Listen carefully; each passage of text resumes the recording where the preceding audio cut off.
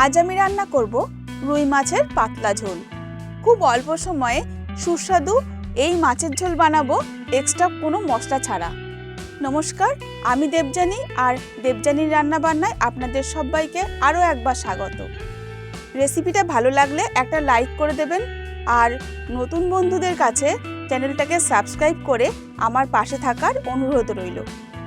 মাছ ভালো করে ধুয়ে জল ঝরিয়ে ওপর থেকে ছড়িয়ে দিলাম নুন আর হলুদ। মাছের টুকরোগুলোর ওপর কয়েক ফোঁটা সর্ষের তেল দিয়ে মাছগুলো ভালো করে মেখে নেব।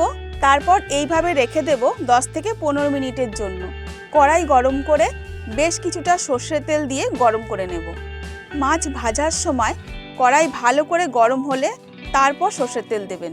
কড়াই ভালো করে গরম না করে তেল দিলে মাছ কড়াইতে লেগে যেতে পারে। একটা পিঠ ভালো করে ভাজা হয়ে গেলে উল্টে দিয়ে অন্য পিঠটাও ভালো করে ভেজে নেব।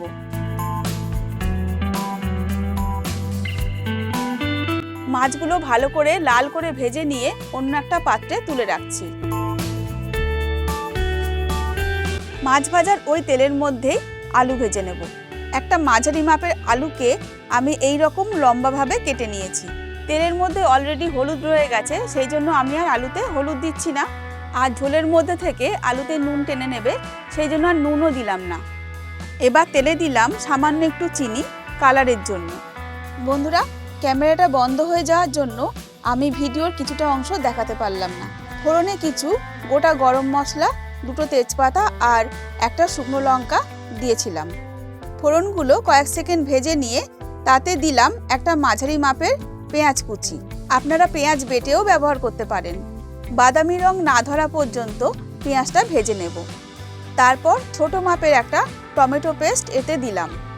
বন্ধুরা, পেঁয়াজটা কিন্তু খুব লাল করে ভাজবো না এই রকম রান্নায়, কারণ পেঁয়াজ বেশি লাল করে ভাজলে ঝোলের সঙ্গে মিশবে না, আর তাতে সঠিক টেস্টটাও আসবে না। টমেটো পেস্ট দেওয়ার পর আরও কয়েক মিনিট সময় নিয়ে রান্না করে নেব। এই সময় দিচ্ছি 1 টেবিল চামচ আদা বাটা, 1 টেবিল চামচ জিরে বাটা, 4-5টা শুকনো লঙ্কা বাটা, 1 টেবিল চামচ ধনের গুঁড়ো আর 1 চামচ হলুদ গুঁড়ো। তারপর সমস্ত মশলাগুলো খুব ভালো করে কষাতে থাকবো মিডিয়াম ফ্লেমে। মশলা একটু সময় নিয়ে ধীরে ধীরে কষালে রান্নার টেস্ট অনেক ভালো হয়, তাই এই সময় একদমই তাড়াহুড়ো করা ঠিক হবে না।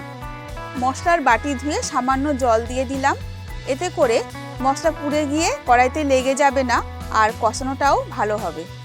মশলা থেকে তেল ছেড়ে দিয়েছে। এই সময় আমি ভাজা আলুগুলো দিয়ে দেব আর মশলার সঙ্গে আরও একবার কষিয়ে নেব।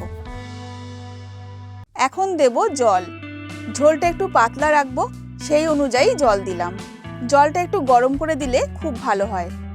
স্বাদ অনুযায়ী নুন দিয়ে দিচ্ছি। তারপর ফুটতে দেব। ঝোল যখন ভালো করে ফুটে উঠবে তখন মাছগুলো একে একে দিয়ে দেব ঝোলের মধ্যে।